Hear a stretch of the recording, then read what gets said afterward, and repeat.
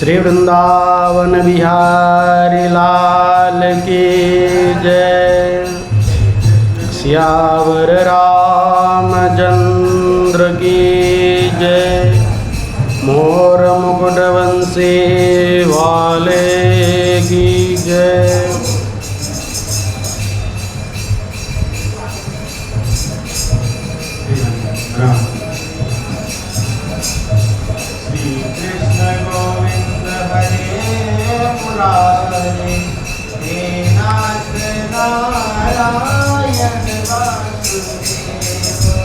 श्री कृष्ण गोविंद हरे मुरारे, हे नाथ नारायण वासुदेव। श्री कृष्ण गोविंद हरे मुरारे, हे नाथ नारायण वासुदेव। श्री कृष्ण गोविंद हरे मुरारे, हे नाथ नारायण वासुदेव।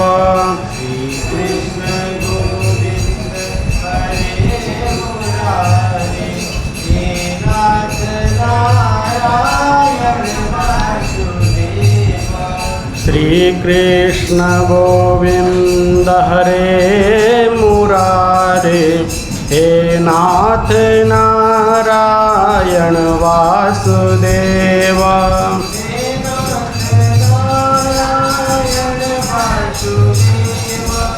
हे नाथ नारायण वासुदेव।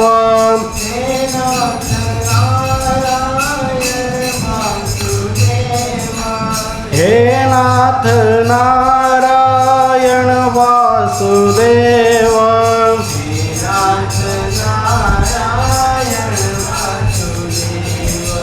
हे नाथ नारायण वासुदेव।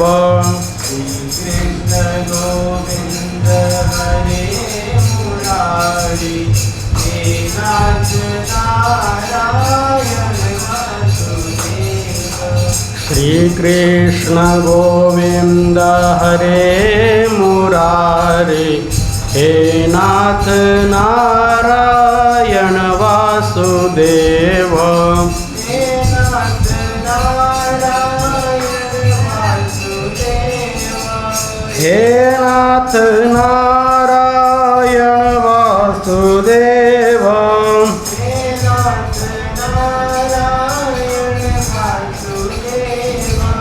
हे नाथ नारायण वासुदेव। हे नाथ नारायण वासुदेव। हे नाथ नारायण वासुदेव। श्री कृष्ण गोविंद हरे मुरारी, हे नाथ नारायण वासुदेव। श्री कृष्ण गोविंद हरे मुरारी, हे नाथ नारायण वासुदेव। हे नाथ नारायण वासुदेव। हे नाथ नारायण वासुदेव।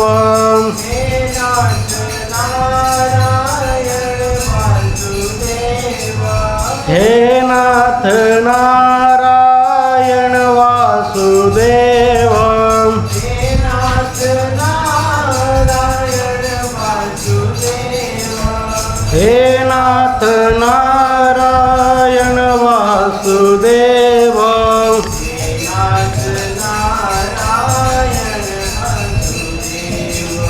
हे नाथ नारायण वासुदेव। श्री कृष्ण गोविंद हरे मुरारी, हे नाथ नारायण वासुदेव। श्री कृष्ण गोविंद हरे मुरारी, हे नाथ नारायण वासुदेव। हे नाथ नारायण हे नाथ नारायण वासुदेव हे नाथ नारायण वासुदेव हे नाथ नारायण वासुदेव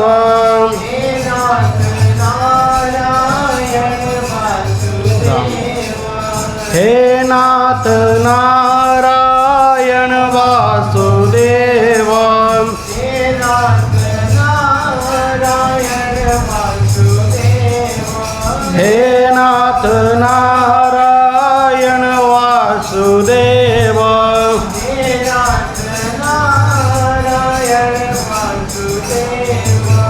हे नाथ नारायण वासुदेव हे नाथ नारायण वासुदेव हे नाथ नारायण वासुदेव हे नाथ नारायण वासुदेव श्री कृष्ण गोविंद हरे मुरारे हे नाथ नारायण वासुदेव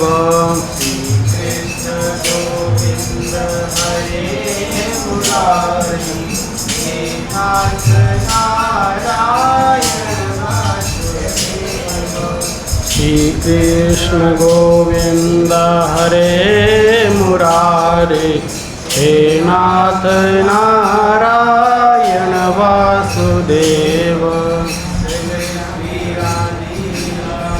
श्रीमद्भागवत महापुराण के जय जय श्री राधे श्याम।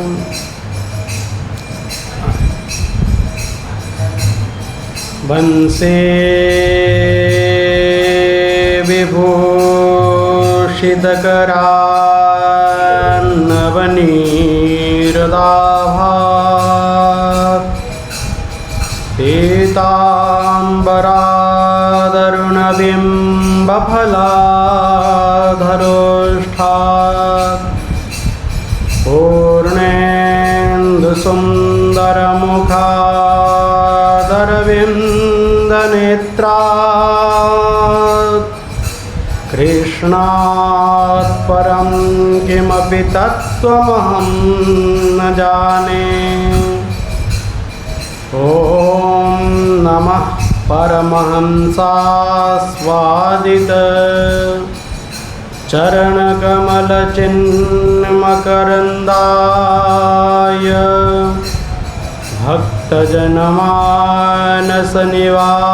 भक्तजनमानसनिवासाय श्रीरामचन्द्राय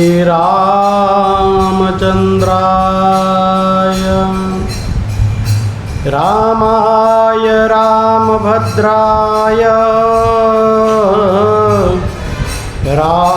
रामचन्द्राय वेधसे रघुनाथाय नाथाय सीतायाः पतये नमः। ध्येयं सदा परिभवग्नमभीष्टदोहम् तीर्थास्पदं शिवविरिञ्चिनुतं शरण्यं वृत्यार्तिहं प्रणतपालभवाब्धिपोतं वन्दे महापुरुषते चरणारविन्दम् वाञ्छाकल्पतरुभ्यश्च कृपासिन्धुभ्यैव च पतितानां पावनेभ्यो श्रीवैष्णवेभ्यो नमो नमः। प्रह्लाद नारद पराशर पुंडरीका व्यासाम्बरीश शुक सौनक भीष्मदालभ्यान् रुक्माङ्गदार्जुन वसिष्ठ विभीषणादीन् एतानहं परमभागवतान् नमामि। संतों के चरणों में सदा पुनि पुनि करो प्रणाम। यही कहूँ भूलो नहीं मेरे प्रियतम राम। हरि जो आय विराजिए कथा सुनो इतिहास। तुम श्रोताया माल गे तब पद रज हम दास। नारायण नारायण नारायण नारायण। अखिल ब्रह्मांड नायक परात्पर परमेश्वर परमात्मा जगदीश्वर नंदनंदन यशोदानंदन श्री वृषभानु नंदिनी श्री राधा रानी के चरणारविंद में साष्टांग प्रणाम करते हुए पतित पावन प्रभु श्री जगन्नाथ जी के चरणारविंद में साष्टांग प्रणिपात करते हुए साक्षात भगवान के प्रतिमूर्ति श्री संत महात्माओं के चरणारविंद में साष्टांग प्रणाम करते हुए कथा पिपासु श्रद्धालु प्रेमी भक्तजनों को सादर अभिनंदन करते हुए संत महात्माओं के अनुज्ञा से श्रीमद् भागवत कथा को हम प्रारंभ करने जा रहे हैं। नारायण नारायण नारायण। अब हम प्रथम स्कंद में प्रवेश कर रहे हैं। नैमिषे निमिषक्षेत्रे ऋषयः सौनकादयः सत्रं स्वर्गाय लोकाय सहस्रसममासद। कहते हैं नैमिषारण्य की पावन भूमि में सनकादि 88,000 महात्माओं का 1,000 दिव्य हजार वर्ष तक सत्संग समाहर चल रहा था। जहाँ एक एक निमिष का महत्व है उसको नैमिषारण्य कहते हैं। और श्री ब्रह्मा जी के द्वारा जिस भूमि में मनश्चक्रों को शांति मिले उसको भी नैमिषारण्य कहते हैं। ब्रह्मा जी के द्वारा भेजा गया जो चक्र यही नैमिषारण्य में गिरा था, इसीलिए इसका नाम चक्र तीर्थ भी है। इसको सब चक्र तीर्थ कहते हैं और इसी को ही नैमिषारण्य कहते हैं। ऐसे नैमिषारण्य पावन भूमि में दिव्य 1,000 वर्ष पर्यंत एक सत्र का महायज्ञ महाअनुष्ठान प्रारंभ हुआ, जिसमें सौनकादि 88,000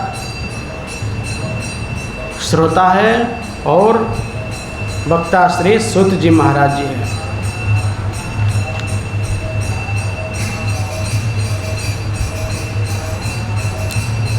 सौनकादि 88,000 ऋषियों के मुख्य श्रोता जो है वो सौनकादि है और मुख्य जो वक्ता है वो श्री सूत जी महाराज जी हैं। आज श्री सौनक जी महाराज जी पहले प्रथम स्कंद में जब प्रारंभ में 6 प्रश्न करते हैं, तो 6 प्रश्न क्या है? पहला प्रश्न कहते हैं तत्र तत्राञ्जसायुष्मन् भवता यद् विनिश्चितं पुंसामेकान्ततः श्रेयस्तन्नः संसितुमर्हसि। कहते हे आयुष्मान, आप एक ही निश्चित करके कहिए, अनेक शास्त्रों से, अनेक पुराणों से, संत पुरुषों से जो एक साधन है उसको निश्चित करके कहिए जो जीव के कल्याणकारक हो, मनुष्यों के एकांतित श्रेय हो, वो क्या है आप हमें बताइए। क्योंकि प्रायतः देखा गया है मनुष्यों के आयु कम है।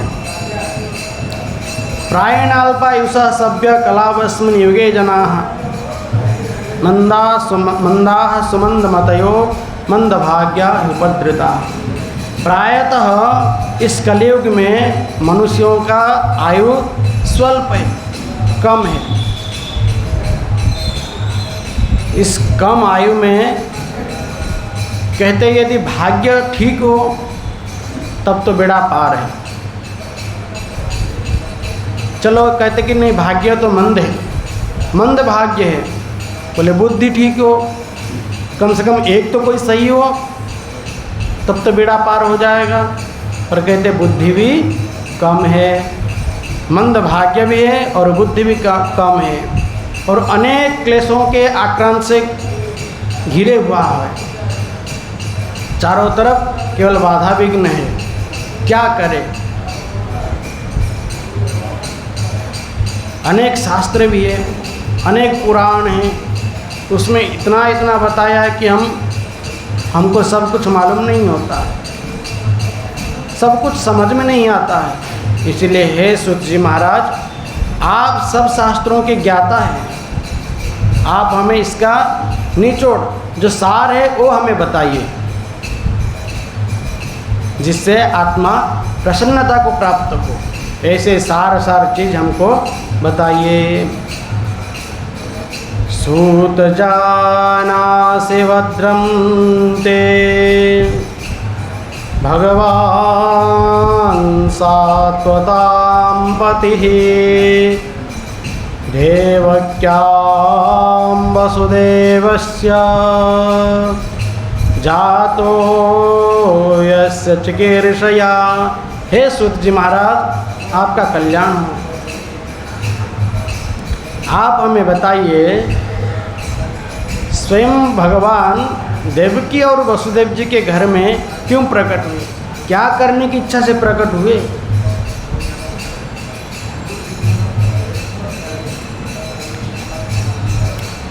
चौथा प्रश्न पूछ रहे हैं, तस्य कर्माणि दाराणि परिगीतानि सूरिभिः ब्रूहिणः श्रद्धानानां लीलया दधतः कला। कहते प्रभु अवतार धारण करते हैं, नारदादि महात्मा लोग भी उनके उदार कर्म को गायन करते हैं। ऐसे उदार चरित्र भगवान,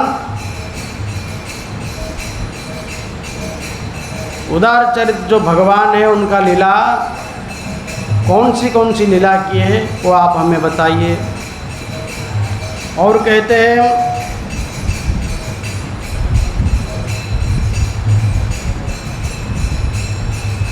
श्री हरि के मंगलमय अवतारों की कथा हमें कहिए। क्यों?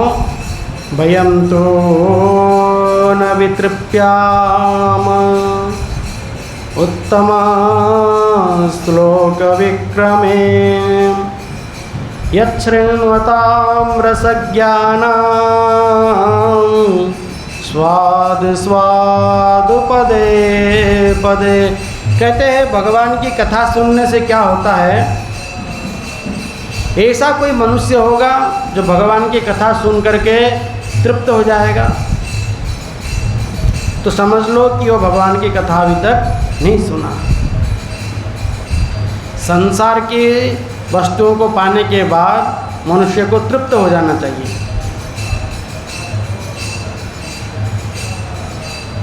संतोष त्रिषु कर्तव्य स्वदारे भोजने धने। 3 जगह में संतोष कर लेना चाहिए। स्त्री, भोजन और धन में, इसमें संतोष कर लो। जो जैसा मिला बढ़िया मिला। पर संतोष त्रिषु ना कर्तव्य, 3 जगह में संतोष नहीं करना चाहिए। कहाँ कहाँ? स्वाध्याये जपदानयो, स्वाध्याय में, जप करने में और दान देने में। इसमें कभी भी संतुष्ट नहीं होना चाहिए। अरे मैंने पढ़ लिया, अब मुझे पढ़ना नहीं है, ऐसा नहीं है। जब तक सांस चल रहा है तब तक पढ़ना ही पड़ेगा। पता नहीं जितने बार पढ़ोगे उतने बार भी नया नया चीज़ आएगा, क्योंकि इसमें जो भाव है एक ही बार में नहीं आता है। बार बार पढ़ते रहो, नया नया भाव निकलता है।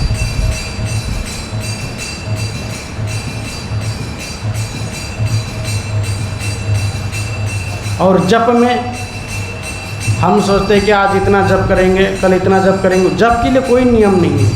जब समय मिले भगवान का नाम लेते रहो, कोई हानिकारक नहीं है। नाम लेते ही कब भवसागर से पार हो जाओगे ये पता नहीं चलेगा।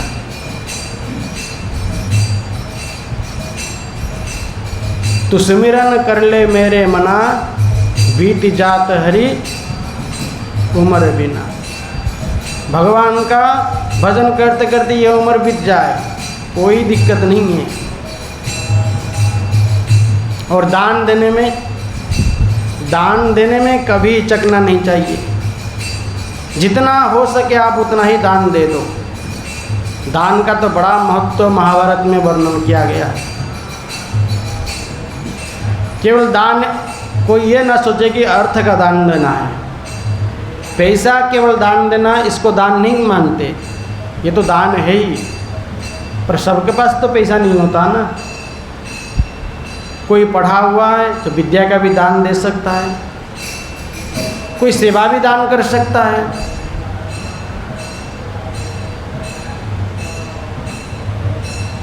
पर जो सेवा करेगा यदि उसका पारिश्रमिक लेगा तो फिर वो दान में नहीं गिनती में आएगा। सेवा करे और निस्वार्थ भाव से, तब वो दान में परिणत हो जाएगा। इसलिए जिसके पास जो सामर्थ्य है वो उसको दान कर सकता है। इसलिए ये तीनों में कभी संतुष्ट नहीं होना चाहिए। ऐसे ही भगवान की कथा में, कथा श्रवण में कभी भी संतुष्ट नहीं होना चाहिए। क्यों? क्योंकि उनके पद पद में कुछ नया नया स्वाद निकलता है, नया नया अनुभव होता है। दिने दिने नवम नवम नमामि नंद संभवम। ये प्रतिदिन कुछ नया नया ही होता है।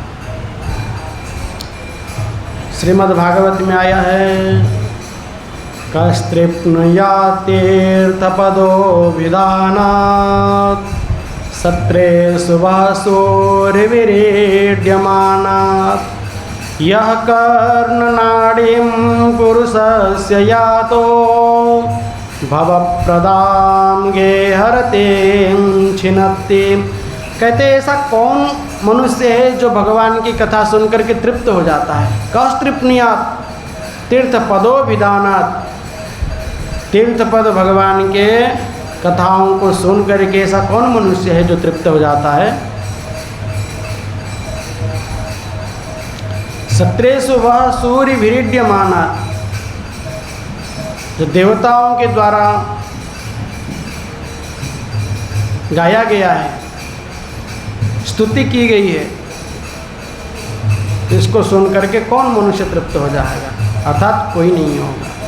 यह कर्णनाड़ीम पुरुष से यातो, जिस पुरुष के कर्ण नाड़ी के द्वारा हृदय गह्वर में प्रवेश करता है तो क्या होता है। भव प्रदान गेहरतिम चिन्हति। ये जो भव को प्रदान करने वाला जो आसक्ति है वो आसक्ति नष्ट हो जाता है। अब जो दुख में पड़ा हुआ है वो कभी यदि उसको मिल जाए, नहीं तुमको ऐसा व्यवस्था कर दिया जाएगा कि तुम दुख में नहीं पड़ोगे, वो कभी दुख में जाएगा क्या? कभी भी नहीं जाएगा।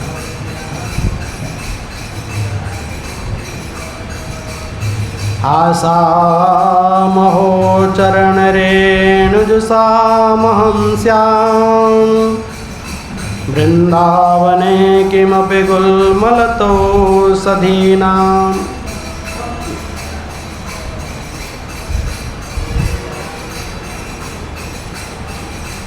सिद्ध लोग स्तुति करते हैं। अयं त्वत्कथामृष्ट पीयूषनद्या मनोवारणः क्लेशदावाग्निदग्धा तुषारतोपगाढो न सस्मारदावं न निष्क्रामति ब्रह्म संपन्नवन्नः। ये मन रूपी जो हाथी संसार दावाग्नि में झुलस रहा था, बिल्कुल तप रहा था। अमृत रूपी जो सरिता में एक बार घुस गया तो उसमें वो प्यासा तो था ही, आग में झुलस रहा था इसलिए प्यासा तो था ही। अमृत को भी पान किया और उस सरोवर में आनंद से नहा रहा है। अब उसको यदि आप जबरदस्ती कहेंगे चलो आग लगी है संसार में, वहाँ चलो, फिर दोबारा नहीं जाएगा। ऐसा सिद्ध लोग स्तुति करते हैं। तो इसलिए जो तृप्त हो जाता है समझ लो वो कृतज्ञ है। ऐसा तृप्त होने वाला कोई नहीं है।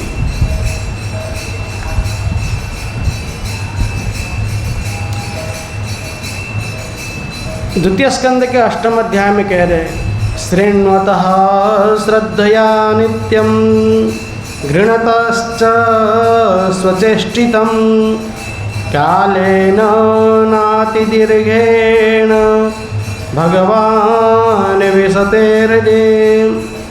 श्रद्धा के साथ भगवान के लीलाओं को जो नित्य श्रवण करता है, श्रद्धा निष्ठा के सहित, उनके हृदय में भगवान अति शीघ्र ही उसके हृदय में प्रवेश कर लेते हैं। पर उसके श्रद्धा होना चाहिए, श्रद्धा के साथ भगवान की कथा श्रवण करें। कथा श्रवण करने से क्या होगा? प्रविष्टः कर्णरंध्रेण स्वानां भावसरोरुहं धुनोति समलं कृष्णः सलिलस्य यथा शरत्। कहते कि प्रविष्ट कर्णरंध्रेण, कर्णरंध्रे से प्रवेश करके स्वानम भाव सरोरुहम,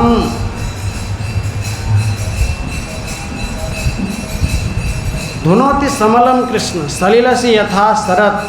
शरद ऋतु में जैसे सलिल जल स्वच्छ हो जाता है, ऐसे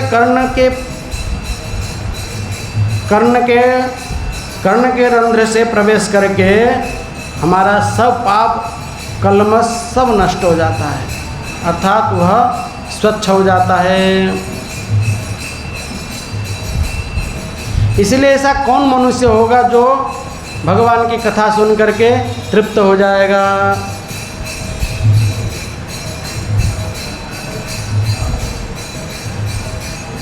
महापुरुष होते हैं, भगवान की कथा श्रवण करते हैं।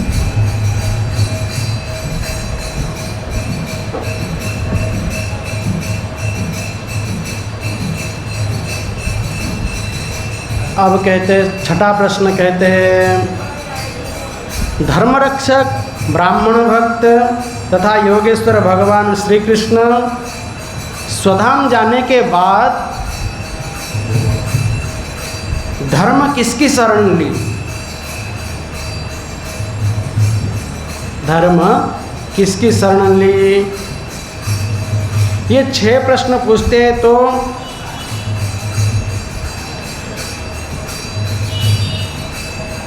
श्री सूत जी महाराज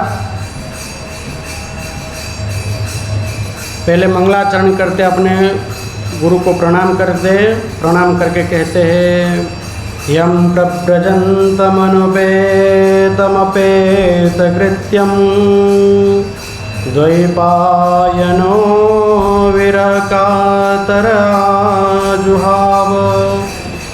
पुत्रेति तन्मयतया तरवोऽभिनेदो तं सर्वभूतहृदयं मुनिमानतोऽस्मि। सियावर रामचंद्र की, अनंत कोटि सर्वसंत महात्माओं की जय। जय श्री राधे श्याम।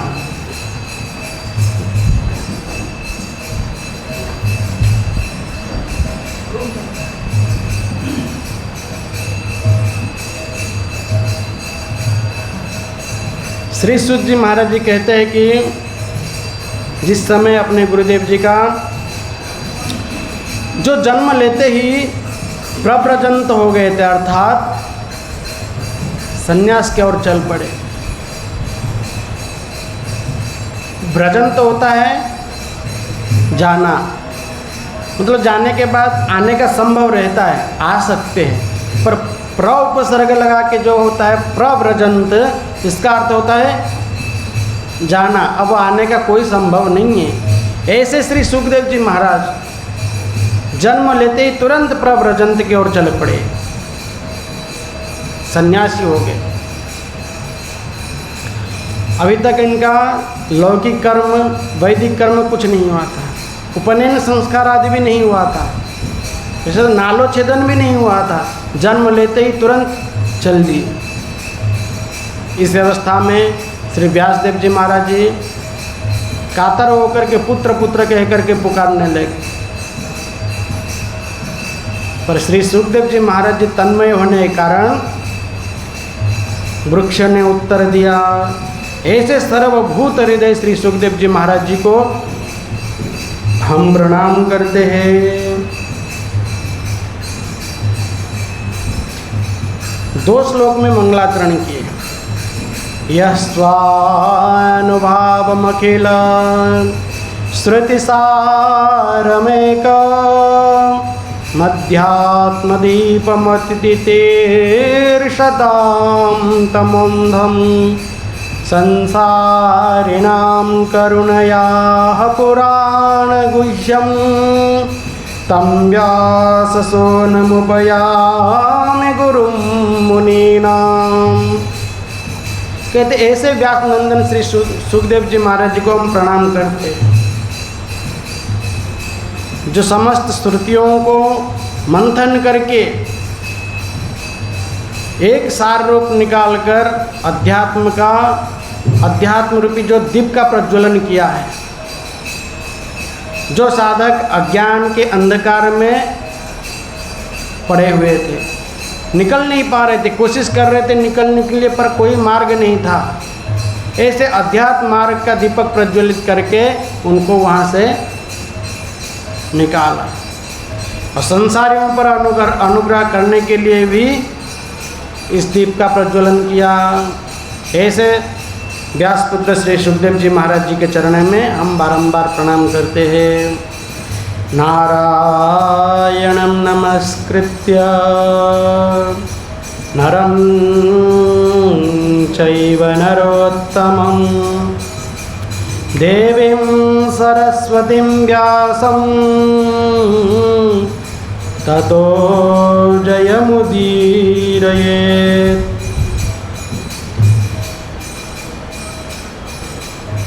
कहते हैं नारायणम नमस्कृत्य, भगवान नर नारायण को प्रणाम करके और भगवती सरस्वती एवं व्यास जी का स्मरण करके श्रीमद् भागवत शास्त्र में प्रवेश करना चाहिए। नारायण नारायण नारायण। उन सब का स्मरण करने के बाद श्री सूत जी महाराज जी कहते मुनयः साधु पृष्टोऽहं भवद्भिः लोकमंगलम। कहते हे मुनि लोग, आपने जो प्रश्न किया ये बहुत सुंदर है। ये आप अपने लिए नहीं किया, ये लोगों की कल्याण के लिए किया है।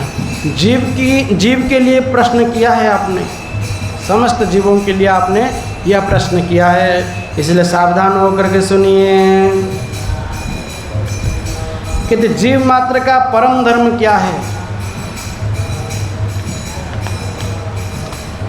उड़िया भागवत में आता है, परम धर्म ए जगते कृष्ण भक्ति जेऊ मोते। गोविंद गोविंद गोविंद पदुगाळु मकरंद। फलर आशा जाहि नाही, विघ्न शिव बकाही। गोविंद गोविंद गोविंद पदुगाळु मकरंद। सवै पुंसाम परोधर्म यतो भक्तिरधोक्षजे अहेतुक्य प्रतिहता ये आत्मा संप्रसीदति। मनुष्यों का परम धर्म क्या है? भगवान में भक्ति होना, भगवान के चरणारविंद में प्रीति होना। ये मनुष्यों का सबसे बड़ा धर्म है। यहाँ तो मनुष्यों के लिए कह रहे, वहाँ गोपियों कह रहे हैं। वेणुगीत में गोपियाँ कह रही है, अक्षण्वताम फलमिदम न परम विदामह। अक्षण्वताम, आँख धारण करने वालों का यही फल है कि भगवान का दर्शन करना। समस्त जीवों के लिए वहाँ गोपियाँ कहती है। यहाँ तो मनुष्यों के लिए कह रहे हैं। मनुष्य जीवन का धर्म क्या है? सवै पुंसाम परो धर्म, परम धर्म है। यतो भक्ति अधोक्षजे। पर वहाँ गोपियाँ कहती है, आँख धारण करने वालों के लिए यही फल है कि भगवान का दर्शन करना। यदि आँख धारण करने वाला भगवान का दर्शन नहीं किया तो समझ लो उसके आँख धारण करने का कोई मतलब ही नहीं रहा, कोई फायदा नहीं है। मोर पंख की तरह।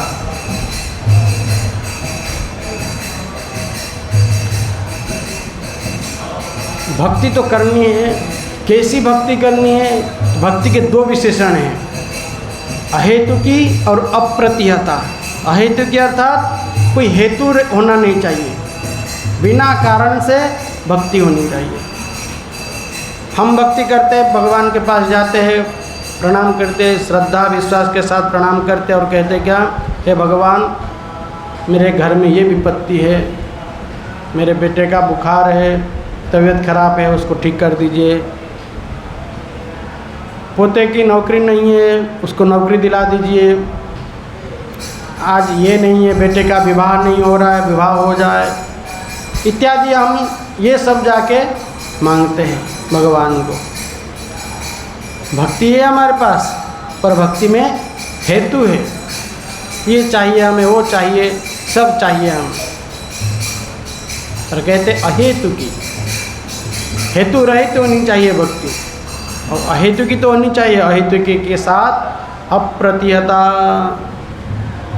अप्रतिहता अर्थात निष्काम होने के साथ साथ निष्कपट भी होना चाहिए। कपट रहित, छल न हो।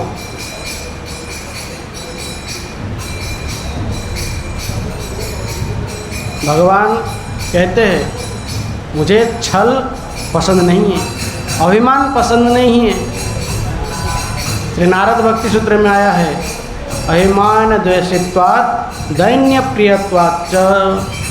भगवान कहते जो अभिमान करता है वो मेरा द्वेषी है, अभिमान को द्वेष रखता है। और दैन्य प्रियत्वाच्च, जो दैन्य होता है वो मेरे प्रिय है।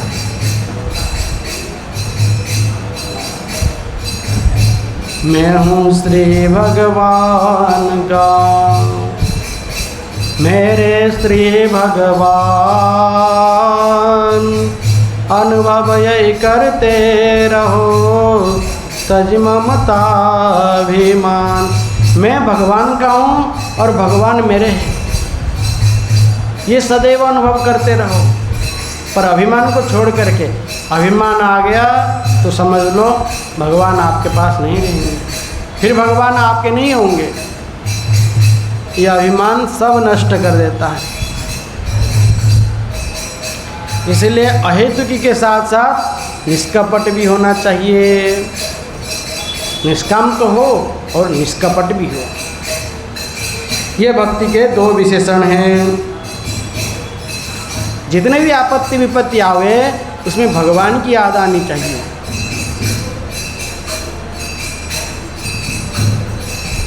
पर भगवान की याद तो करनी चाहिए, पर ऐसी याद नहीं कि हमें आप रक्षा कीजिए, ऐसा नहीं। हे भगवान, ये विपत्ति में भी आप ही याद आवे। माता कुंती कहती है, विपदः सन्तु न शश्वत् तत्र तत्र जगद्गुरु। विपद के समय में भी आपको ही स्मरण करता हूँ। मैं विपद में पड़ा हूँ इसलिए स्मरण करता हूँ, ऐसी बात नहीं है। मेरा स्मरण हर समय बनी रहे। तस्मात् सर्वेषु कालेषु माम अनुस्मर। भगवान खुद कहते हैं हर समय मेरा ही स्मरण करो, चाहे विपत्ति के समय हो चाहे संपत्ति के समय में हो। भगवान का सदैव स्मरण करना चाहिए। स्मरण करने से क्या होगा? भगवान के चरणारविंद में भक्ति होने से क्या होता है? जनयत्यास वैराग्यम ज्ञानम च यद हेतुकम। जब हम भगवान के चरणारविंद में भक्ति करते हैं तो हमारा क्या होता है? जनयति आस वैराग्यम, शीघ्र ही वैराग्य को प्राप्त हो जाते हैं। भक्ति मारण के दोनों पुत्र हैं, ज्ञान और वैराग्य। जब हम भगवान के चरणारविंद में भक्ति करते हैं तो हमारे पास यह ज्ञान हो जाता है।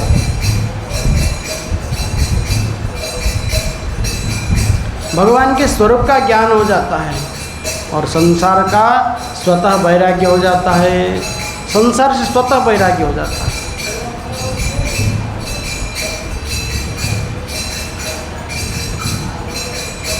भक्ति होते ही ज्ञान वैराग्य अपने आप आ जाते हैं। यदि हम केवल ज्ञान मार्ग का अनुसरण करें तो भक्ति की कमी हो जाएगी, वैराग्य की कमी आ सकती है।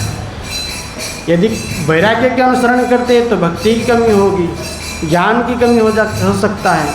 पर यदि भक्ति का अनुसरण करते हैं तो ज्ञान वैराग्य दोनों ही इसके अंदर आ जाते हैं, इसमें कोई कमी नहीं।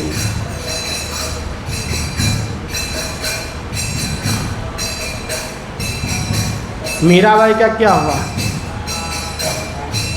भक्ति में लगी थी मीराबाई।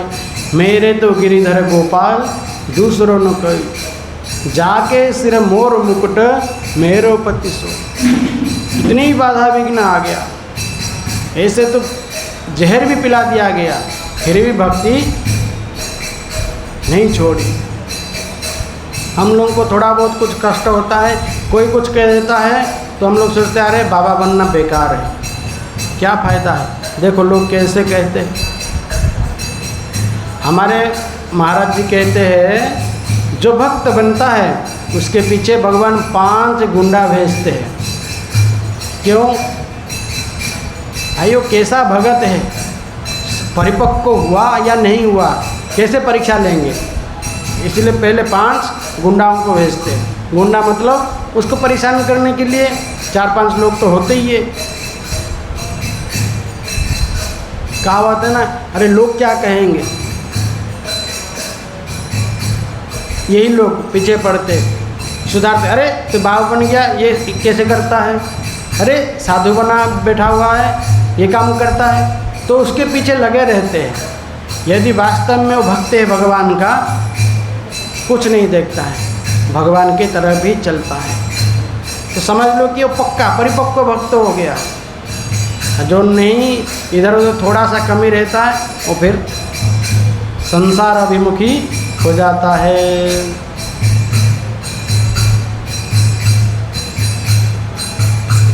जब भगवत प्रेम जाग जाएगा तब तो संसार में जो आसक्ति है वह अपने आप ही छूट जाएगा। आसक्ति को छोड़ना नहीं पड़ेगा, अपने आप ही छूट जाएगा।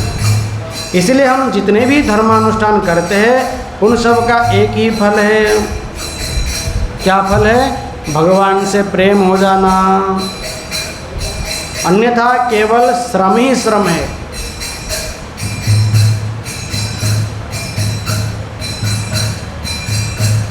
धर्म का अर्थ ये नहीं कि हमको बहुत सारा धन मिल जाए। धर्म का अर्थ क्या है? धर्मस्य यापवर्ग्यस्य नार्थोऽर्थायोपकल्पते नार्थस्य धर्मैकान्तस्य कामो लाभाय स्मृतः। कि धर्म का उद्देश्य क्या है?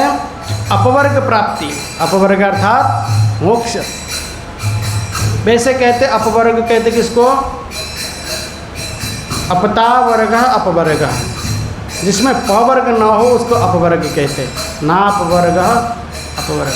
पवर्ग अर्थात व्याकरण में आता है ना, पवर्ग में कितने अक्षर आते हैं? 5।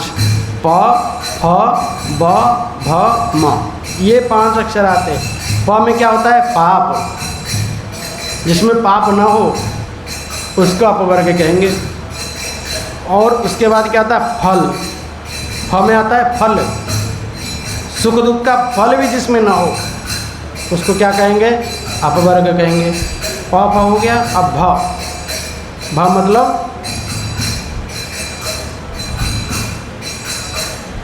मतलब भय, जिसमें भय ना हो उसको भी अपवर्ग कहते। अब भया बना रहेगा तो क्या अपवर्ग है? भक्ति करता है, हर समय भय रहता रहे, मैं मर जाऊंगा, मैं मर जाऊंगा, क्या भगवान का भजन करना है, कुछ दिन के बाद तो मैं मर ही जाऊंगा। ऐसा नहीं, निश्चिंत होकर के भजन करें। एक तो एक दिन मरना ही है, इसमें क्या डरना है? जीते जी मर जाना सबसे बड़ा अमरत्व को प्राप्त हो जाना।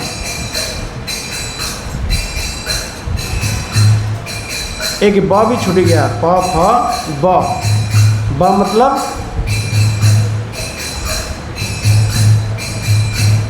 ब का क्या कहेंगे? प में तो हो गया पाप, फ में हो गया फल, सुख दुख का फल। ब में नहीं, वैराग्य नहीं, वैराग्य तो होना चाहिए। बंधन, ब में बंधन नहीं होना चाहिए। जिसमें बंधन हो वो फिर अपवर्ग नहीं है। और भ में भय, और म में मृत्यु, जिसमें मृत्यु न हो वह है अपवर्ग। तो ये 5 चीज जिसमें न हो, पाप न हो, सुख दुख के फल न हो, बंधन न हो, भय न हो, मृत्यु न हो, उसको कहेंगे पवर्ग। ये पवर्ग जिसमें न हो उसको कहेंगे अपवर्ग। तो धर्म का क्या उद्देश्य है? अपवर्ग को प्राप्ति होना।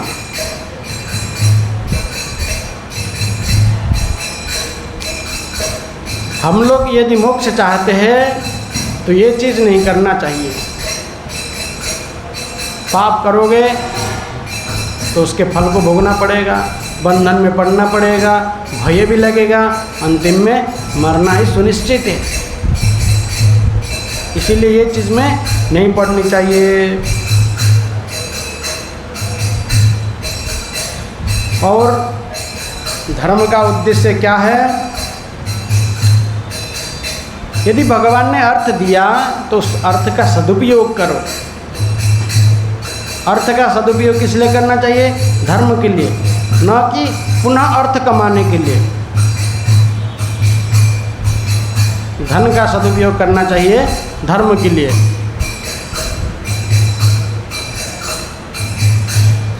यदि धन दे करके पुनः धन कमाता है तो समझ लो उससे कोई फायदा नहीं है। धन लगा करके धर्म कमाना चाहिए।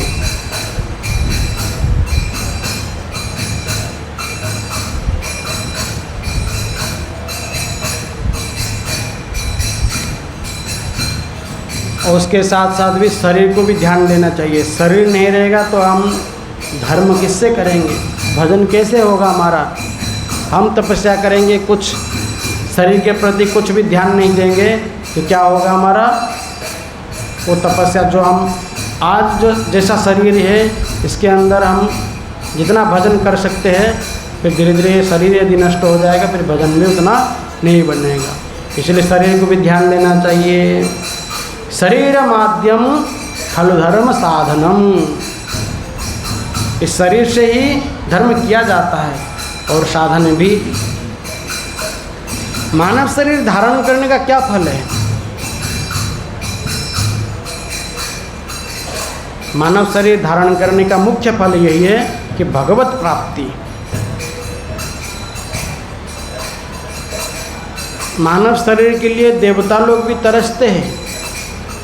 भागवत के 5वें स्कंद में आया है, अहो अमीसाम हिमकारी शोभनम प्रसन्नयसां स्वेदुता स्वयं हरिः येर्जन्म लब्धं नृषभारताजिरे मुकुंद सेवोपैकं स्पृहाहीनः। देवता लोग भी तरसते हैं, अरे ये मनुष्य ने क्या किया है जो इसको भारत भूमि में जन्म लिया। शायद लगता है कि भगवान का भक्ति किया होगा या कोई संत महापुरुषों का सेवा किया होगा, तब तो इसको भारत भूमि में जन्म ग्रहण मिला है। वो भी मनुष्य शरीर पाने के लिए लालायित रहते हैं, चाहते हैं कि मनुष्य शरीर हमें प्राप्त हो। इसलिए मनुष्य शरीर धारण करने का सबसे बड़ा फल यही है कि भगवत प्राप्ति, हमको भगवत प्राप्ति करनी है।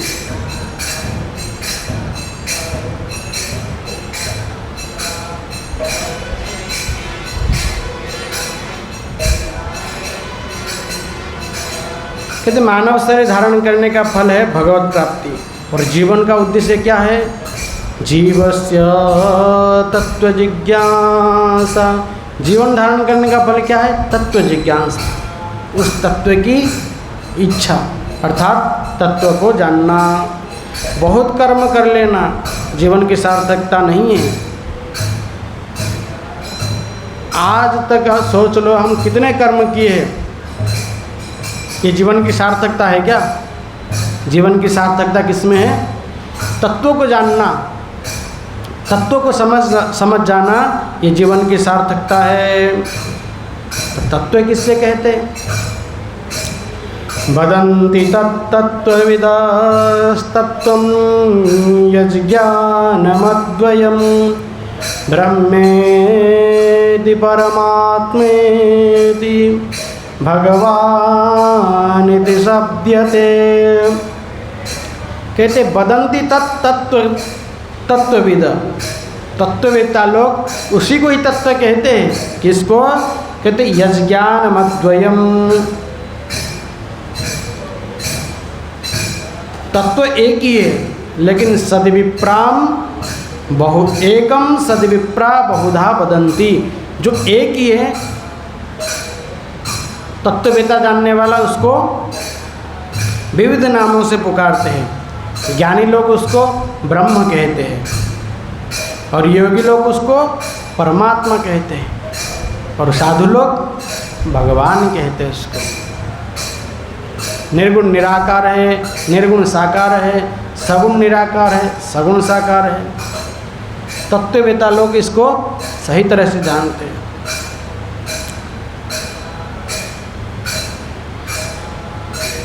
भगवान की ये अवतार है। भगवान के कितने अवतार हुए?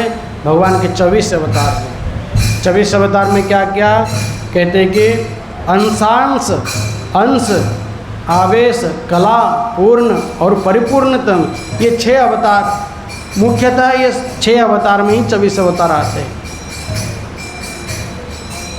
कहते महर्षि मरीचि आदि ये अंशांश कला अवतार है और ब्रह्मादि देवता ये अंशावतार है और श्री कपिल कुर्मादि ये कलावतार माने गए हैं। श्री परशुराम आदि आवेशावतार माने गए हैं और श्री नृसिंह, हरि, नर नारायण ये पूर्णावतार माने गए हैं। और एते चांसकलाः पुंसः कृष्णस्तो भगवान स्वयं। कहते हैं भगवान श्री कृष्ण ही परिपूर्णतम है, ये परिपूर्ण अवतार हैं। और श्री राम भी, कहते श्री राम ये कैसे पता चलेगा कि कृष्णस्तु भगवान स्वयं, साक्षात लिखा है कि एते च, चकार ग्रहण से हम श्री राम जी को भी लेते। एते चांस कला पुंस, ये जो चकार का ग्रहण किया है एते च अंश, तो चकार से श्री राम जी को भी लिया जा रहा है। चकार शब्देन रामोपि ज्ञेयः। अब रसिकों की अपनी अपनी उपासना है, कोई राम जी की उपासना करे तो कोई श्याम जी की उपासना करे, क्योंकि भगवान सर्वत्र विराजमान है। हरिव्यापक सर्वत्र समान, प्रेम ते प्रगट होई में जाना। भगवान सर्वत्र विराजमान है, पाताल में है, आकाश में है, स्वर्ग में है, नरक में है, चिंटी में है, हाथी में है, सभी में, हर जगह। वासुदेव सर्वम, सभी जगह में भगवत प्राप्त है, भगवान है। पर मिलते कहाँ? संत महापुरुष बताए थे कि भाई देखो ये भगवान है, श्रद्धा के साथ विश्वास के साथ यदि हम धारण कर लेते हैं तो भगवान वहीं से प्रकट हो जाते हैं। इसलिए प्रेम ते प्रगट होई में जाना, भगवान स्वयं कह रहे प्रेम ते प्रगट होई में जाना। बस वो प्रेम की कमी है, प्रेम हो जाए तो भगवान तुरंत प्रकट हो जाएंगे।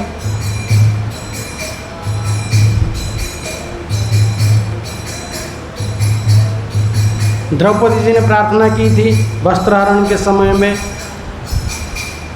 गोविंद द्वारिका वासन, भगवान वहीं थे, सभा में उपस्थित थे भगवान, पर द्रौपदी जी ने द्वारिका वासन कह दी, इसलिए भगवान को वहाँ से पुनः द्वारिका जाना पड़ा, फिर द्वारिका से लौट के आना पड़ा। इतने में तो समय लगता है, नहीं तो तुरंत साड़ी खींचने तक भी नहीं जाता समय, भगवान वहीं प्रकट हो जाते। पर भक्तों की भाव है, भक्त लोग जहाँ से उनको प्रकट करना चाहते हैं वो भगवान वहीं से प्रकट होते हैं। सर्वत्र विराजमान है, पृथ्वी में सभी जगह में जल है, 78 भाग जल है ना, 78 भाग जल है, 72 भाग है, 78 है, हाँ तो 78 भाग जल है। पर हमको सभी जगह में जल मिलता है क्या? नहीं मिलता है। जहाँ कुआं खोदते या बोरिंग खोदते वहीं से हमको जल मिलता है।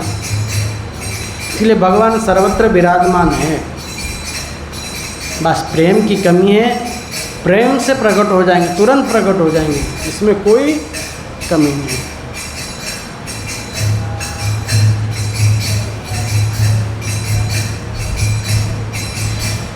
कोई भगवान को ठीक से जान लेता तो क्या होता है? कहते कि भिद्यते हृदय ग्रंथि छिद्यन्ते सर्व संशयाः क्षीयन्ते चास्य कर्माणि दृष्ट एवात्मनीश्वरे। कहते उस तत्व को, उस परम तत्व को जो जानते ही आपके हृदय की जो ग्रंथि है, अज्ञान की सारी ग्रंथियाँ खुल जाती है।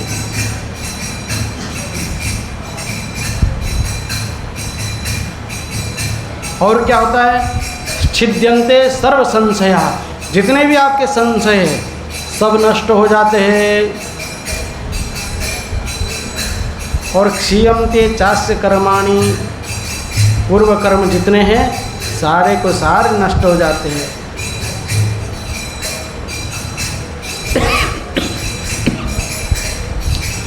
इसलिए उस परम तत्व को जानना ही जीवन का परम लक्ष्य है। परम तत्व को जानते ही सारा ग्रंथि हमारे खुल जाते हैं, सब अमंगल नष्ट हो जाता है। तो भगवान को जानता कौन है? कौन जानता भगवान?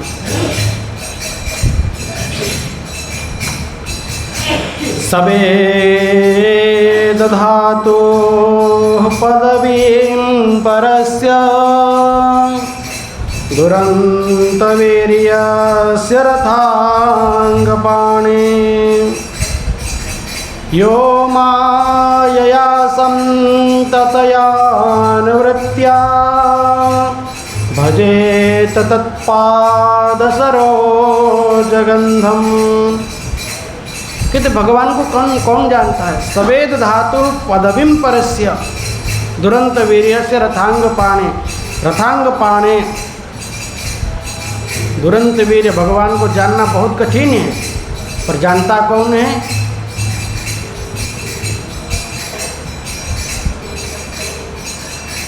जो भगवान के चरण कमल का सेवन करता है, चरणारविंद का भजन करता है, भजेत तत्पाद सरोज गंधम, वही जान लेता है। और कैसे? कहते कि यो अमाया, माया से रहित होता है, निष्कपट से, कपट रहित।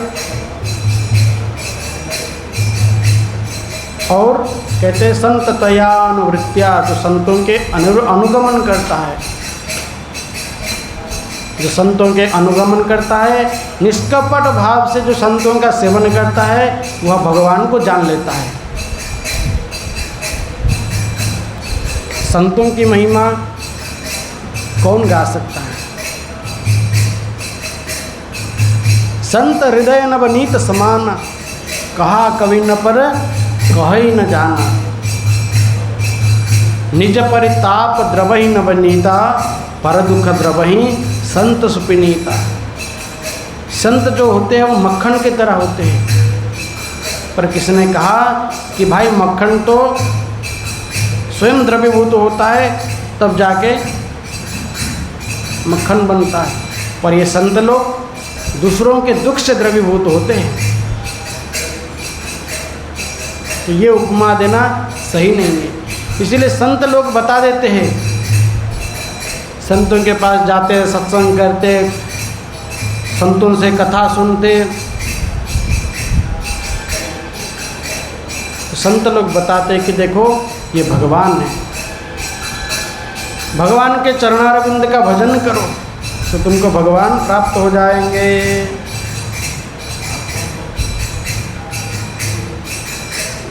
और यह भागवती साक्षात भगवान की प्रतिमूर्ति है, वांगमय मूर्ति स्वरूप है ये भागवत। इदं भागवतं नाम पुराणं ब्रह्म संहितं, उत्तम श्लोक चरितं चकार भगवान ऋषि। कहते इदं भागवतम नाम पुराणम ब्रह्म संहितम, ये पुराण ब्रह्म संहिता है, ब्रह्म संहिता पुराण है। उत्तम श्लोक चरितम चकार भगवान ऋषि, इसको भगवान व्यासदेव जी ने बनाया है। तो ये भागवत स्वयं भगवान है। अब उस परम तत्व को विविध रूपों से, विविध अवतारों से जाना गया है। और यहाँ सूत जी महाराज 24 अवतारों का वर्णन किए, जिनकी चर्चा आगे विस्तार से की गई है।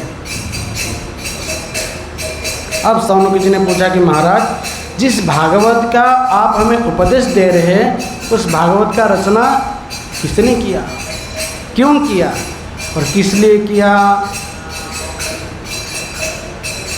कस्मिन् युगे केन हेतुना कथम आलक्षिता पौरैः अभिमन्युस्तस्य।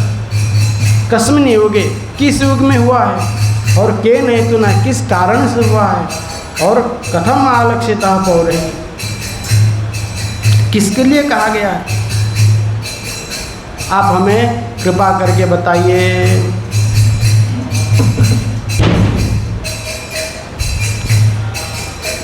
द्वापरे समनुप्राप्ते तृतीये युगपर्यये जातः पराशराद्योगी पाशव्यां कलया हरेः। कहते द्वापरे समनुप्राप्ते। सूत जी महाराज जी कहते हैं ऋषियों, जिस समय द्वापर के अंत में भगवान के कलावतार श्री कृष्ण द्वैपायन वेद व्यास जी का प्राकट्य हुआ, तब अपने दिव्य दृष्टि से त्रिकाल दृष्टा व्यास जी महाराज ने भविष्य पर दृष्टिपात किया। भविष्य में क्या होना उसको उन्होंने देखा। घोर कलिकाल के कलुषित प्राणियों को देखकर चित्त अशांत हो गया। जीवों का कल्याण कैसे होगा? क्योंकि मंदा सुमंद मतयो मंद भाग्य उपद्रता। ये जीव जो होते हैं इनके भाग्य भी मंद है और बुद्धि भी मंद है और विविध क्लेशों से ये आक्रांत है, घिरे हुए हैं, चारों तरफ दुखी दुख है। क्यों दुख नहीं होगा? जब दुखालय में पड़े ही तो दुख ही होगा। दुखालय में पढ़ करके हम सोचेंगे सुख मिल जाए तो होगा नहीं। बारंबार भगवान कहते हैं कि भाई ये संसार दुखालय है, सुख नाम की कोई चीज़ नहीं है। हमको भ्रम होता है अरे सुख मिल जाएगा, चलो इस बार नहीं मिला अगले बार तो सुख जरूर मिलेगा। फिर भी इतने धोखा खाने के बाद भी हम संसार में प्रवेश करते हैं। दुख सुख मिल जाएगा मिल जाएगा मिल जाएगा, इसी भ्रम से पूरा जिंदगी बीत जाता है। जन्म लेता है, बढ़ता है, फिर धीरे धीरे बूढ़ा होता है, नष्ट हो जाता है।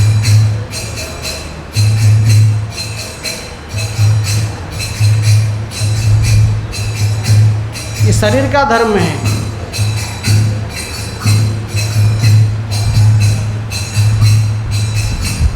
इसीलिए संत कहते कि मैं भगवान का हूँ, भगवान मेरे हैं। हम कहीं हॉस्पिटल में जाते हैं, डॉक्टर के पास जाते हैं, डॉक्टर को कहते हैं देखो ये मेरा शरीर है, ये मेरा हाथ टूट गया है, इसको ठीक कर दीजिए। ये नहीं कहते कि मैं हाथ टूट गया है, मैं हाथ टूट गया इसको ठीक कर दीजिए। ऐसा बोलते हैं क्या? नहीं बोलते। मेरे को बुखार आया है ऐसा बोलते हैं कि मैं बुखार हूँ, ऐसा तो नहीं बोलते। पर ये शरीर को क्या कहते हैं? मेरा शरीर है, ये शरीर मेरा, ये मेरा, ये मेरा, ये मेरा सब होते होते अंतिम में क्या होता है? मैं अमुक व्यक्ति हूँ।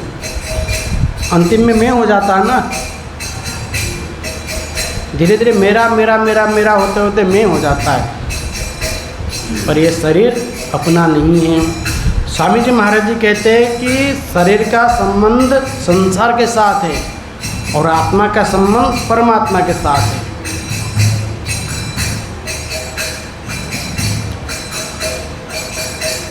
भूल यहाँ पर हुआ है कि यह जो जीव है ये चाहता है सुख का अंश है, भगवान का अंश है। चेतन अमल सहज सुख राशि, ईश्वर अंश जीव अविनाशी। ये ईश्वर का अंश है और यह जीव जो है भगवान का अंश होने के नाते अविनाशी है और चेतन भी है, सहजता से सुख प्राप्त करने वाला है और अमल भी है, निर्मल है। पर यह समझ नहीं पाता है, ये सोचता है कि मेरा संबंध इस शरीर के साथ है, क्योंकि इसको एक शरीर मिला हुआ है। जीव शरीर में प्रवेश किया है, नवद्वार रूपी शरीर में प्रवेश किया है, इसलिए सोचता है कि शरीर मेरा है। पर यह शरीर जीव का नहीं है। यही भूल होता है कि जीव ये शरीर को अपना मान लेता है, सारे का सारा बंधन यहीं से शुरू हो जाता है। यह जीव यदि शरीर को अपना न माने,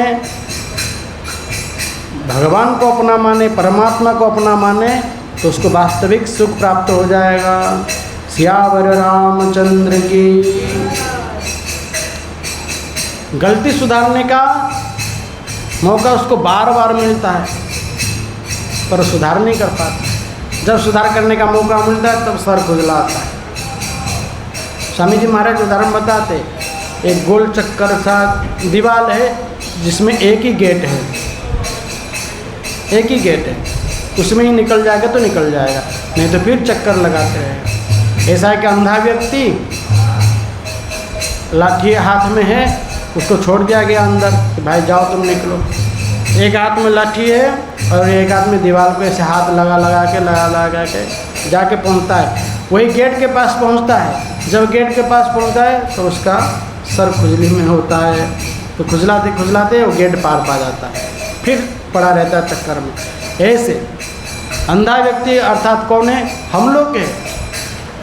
हम लोग सब फंसे हुए हैं संसार में, घूमते हैं। जब ये मनुष्य जन्म मिला, एक दरवाज़ा हमको प्राप्त हुआ कि इसी दरवाजे से आप निकल सकते हो, पर इसके लिए हम प्रयास नहीं करते। हमारा खुजली होता है, सुख चाहते, हम संसार से सुख चाहते हैं, खुजली होता है। अब खुजलाते वो गेट पार कर लेते, पुनः 84 योनि भ्रमण करते हैं। इसलिए संत लोग स्पष्ट करते कि भाई संसार में दुख ही है और भगवान में सुख है। तुझे यदि वास्तविक सुख चाहिए तो भगवत प्रेम में डूब जाओ। तुम भगवान के अंश हो और भगवान तुम्हारे हैं।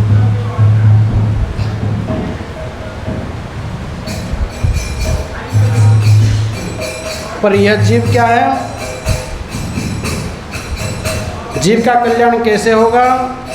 इस कलिकाल में लोगों की बुद्धि तो मंद है और भाग्य भी मंद है।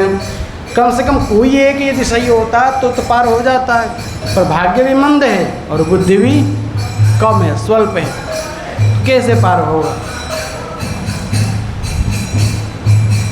श्री व्यासदेव जी महाराज जी कहते हैं कि भगवान, मैंने इतना सब कुछ किया फिर भी मेरे मन में शांति क्यों नहीं?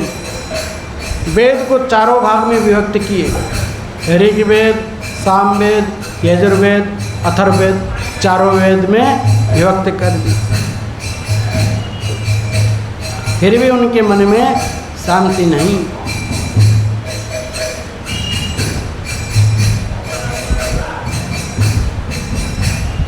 चारों वेदों को भी 6 शास्त्र में परिपूर्ण कर दिए, महाभारत रचना किए, पंचम वेद बना दिए, महाभारत का रचना किए, फिर भी शांति नहीं मिली। 17 पुराण रचना कर दिए, फिर भी शांति नहीं मिली।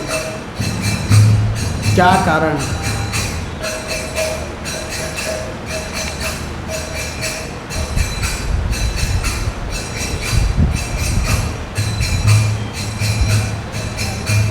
परंतु फिर भी मन को संतोष नहीं हुआ, तब पुराणों की रचना की।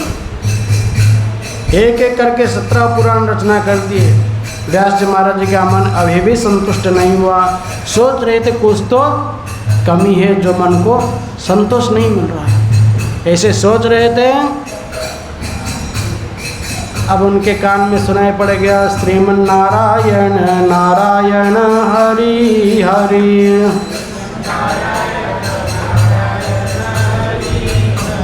श्रीमन नारायण नारायण हरि हरि,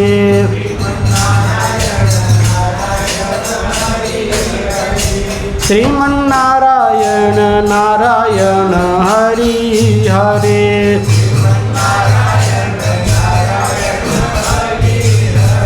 लक्ष्मी नारायण नारायण हरि हरि,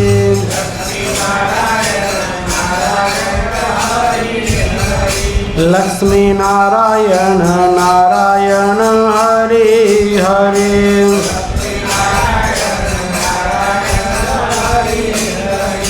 श्रीमन नारायण नारायण हरि हरि,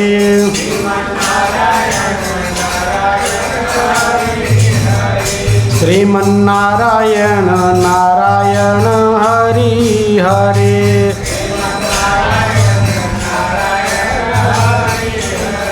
श्रीमन नारायण नारायण करते हुए, हाथ में बीणा बजाते हुए, करताल बजाते हुए श्री नारद जी महाराज जी पहुँचे।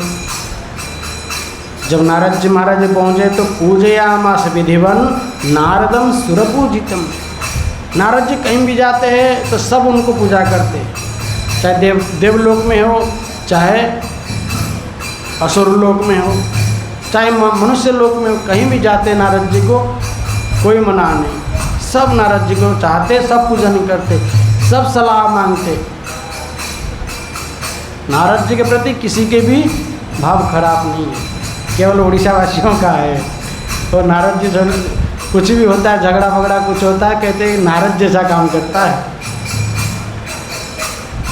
कहते हैं ना पढ़ा थी नारद लग रही पढ़ लग जाएगा तुझे, पर नारद जी झगड़ा नहीं लगाते, तो झगड़ा को सुलझाते हैं नारद जी।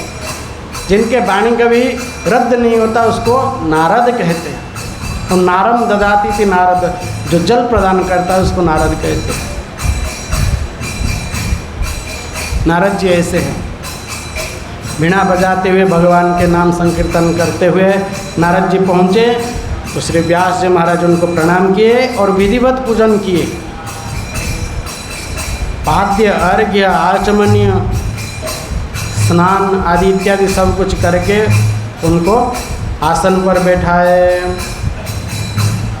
अतिथि पूजन करने के पश्चात जब आदरपूर्वक आसन देकर बैठाए तब नारद जी महाराज मुस्कुरा करके पूछने लगे कि व्यास जी महाराज, क्या आपका सब कुछ कुशल मंगल है, सब ठीक ठाक चल रहा है? आपका मुख थोड़ा सा मलिन दिखाई दे रहा है, क्या कारण है? कोई त्रुटि, कर्म में कोई त्रुटि है क्या? क्या कारण है? अब व्यास जी महाराज जी मन में सोच रहे कि यही तो कारण मैं समझ नहीं पा रहा हूँ, इसलिए तो मैं दुखी बैठा हूँ, क्या करूँ, कैसे बताऊँ? अस्त्येव मे सर्वमिदं त्वयोक्तं तथापि नात्मा परितुष्यते मे तन्मूलमव्यक्तमगाधबोधं पृच्छामहे त्वात्मभवात्मभूतं। हे नारद जी महाराज, आपने जो भी कुछ पूछा वह सब ठीक है। मेरा पूजा पाठ भी ठीक चल रहा है, मेरा कर्म भी सही है, सब कुछ सही है, फिर भी मैं समझ नहीं पाता हूँ, कहीं तो त्रुटि है जो मेरे मन को शांति नहीं मिल रही है। जीवों के कल्याण के लिए मैंने सब कुछ कर दिया, वेद के चारों भाग बना दिए, शास्त्र बनाया, महाभारत भी बनाए, 17 पुराण का रचना कर दिए, फिर भी मेरे मन को शांति नहीं मिल रही है।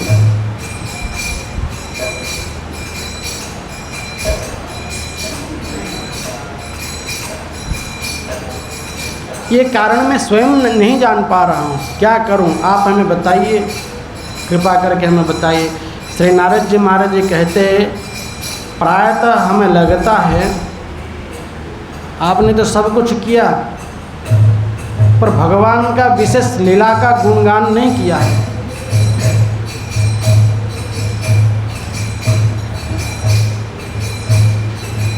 श्रीमद् भागवत के मूल पाठ में देखा गया है, सभी जगह में देखा गया है कि नारद उवाच ऐसा आया है, पर यहाँ पर श्री नारद उवाच कह रहे।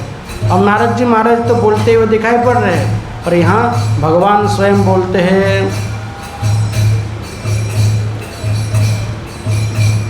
जो प्रेरणा देने वाले परमात्मा है, श्री व्यास जी महाराज जी का मार्गदर्शन कराने के लिए श्री नारद जी के महाराज जी के मुख से प्रेरणा दे रहे हैं, इसलिए श्री नारद उवाच कहा।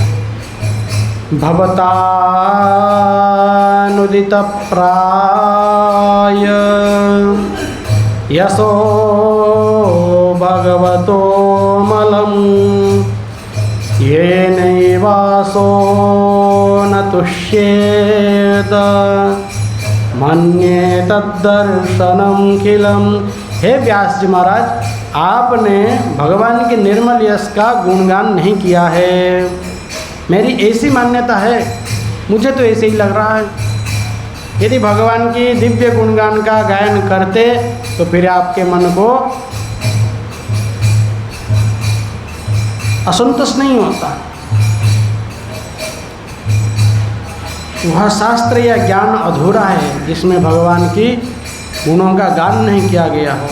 आपने तो बहुत अच्छा लिखा, इससे कोई संदेह नहीं है, परंतु न यद वचश्चित्र पदम हरेर्यशो जगत पवित्रम प्रगणीत करहिचित तद्वायसम तीर्थ मुषंति मानसा नयत्र हंसा निरमंत शिक्षका।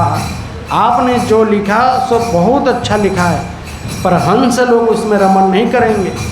जहाँ कौवा बैठते हैं वहाँ कभी हंस बैठेंगे नहीं, यह नियम है। हंस क्या करते हैं? मोती चुनते हैं, पर कौवा झूठा खाता है। ठीक विपरीत है। कभी भी आप देखे नहीं होंगे कौवा के साथ हंस घूमते हुए या हंसों के साथ कौवा घूमते हैं, ये कभी नहीं देखे होंगे, क्योंकि दोनों का परस्पर विपरीत है। आपने भाषाओं का तो वैशिष्ट्य दिखाया, पर भगवान के गुणगान का गायन नहीं किए। निष्कर्म में भी भगवान की प्रीति न हो तो उस निष्काम कर्म भी कोई शोभा नहीं है। उस ज्ञान की कोई शोभा नहीं है जो अपने प्रभु से जुड़ा ना हो। इसीलिए हफ्ते में जो भी कुछ करते हैं हम प्रभु से जुड़े रहने चाहिए। उससे क्या होगा? हमारा सकल कामना पूर्ण हो जाता है। संत कहते हैं जो काम करते हैं भगवान का नाम उच्चारण करके करना चाहिए। कोई भी काम करते हैं तो 4 बार नारायण का नाम उच्चारण करना चाहिए। नारायण नारायण नारायण नारायण, चाहे कुछ भी काम करे। जो भी शुरुआत सुबह जगते हैं तो भगवान का नाम लिया करो। कोई भी शुभारंभ कार्य करते शुरू करे, चाहे अशुभ कार्य भी करे, भगवान का नाम ले करके, तो अशुभ शुभ में परिणत हो जाएगा।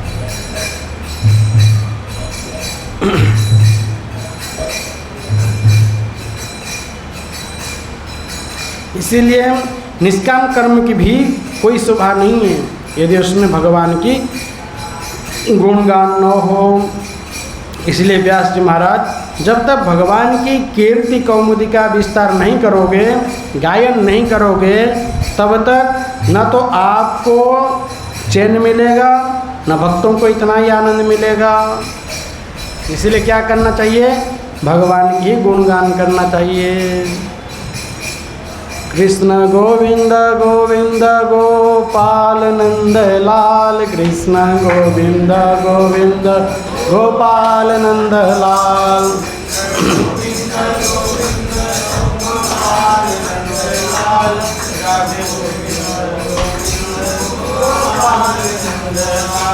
कृष्ण गोविंद गोविंद गोपाल नंद लाल, कृष्ण गोविंद गोविंद गोपाल नंद लाल।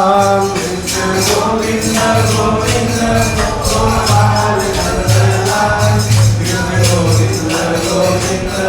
गोपाल नंद लाल, कृष्ण गोविंद गोविंद गोपाल नंद लाल, कृष्ण गोविंद गोविंद गोपाल नंद लाल।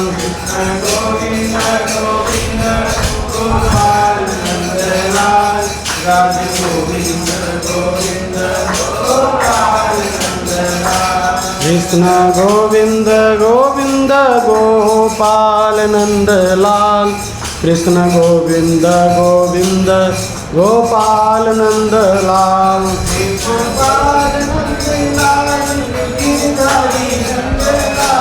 हे गोपाल नंद लाल गिरिधारी नंद लाल, गोपाल नंद लाल गिरिधारी नंद लाल। हे गोपाल नंद लाल गिरिधारी नंद लाल, राधे गोविंद गोविंद गोपाल नंद लाल। राधे गोविंद गोविंद गोपाल नंद लाल।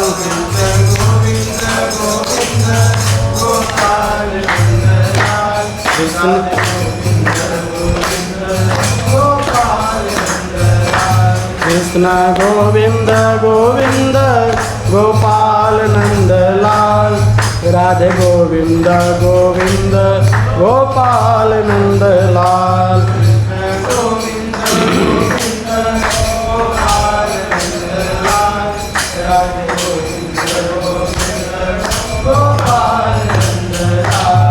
कृष्ण गोविंद गोविंद गोपाल नंदलाल राधे गोविंद गोविंद गोपाल नंदलाल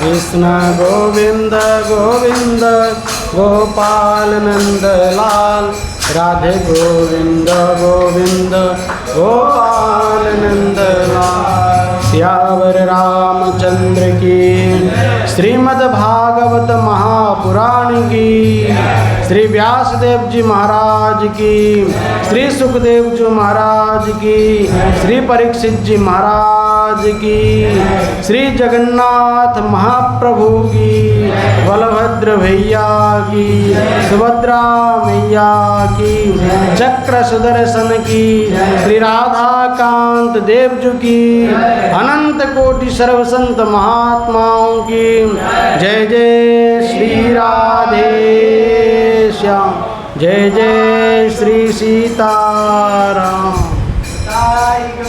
हरि बोल।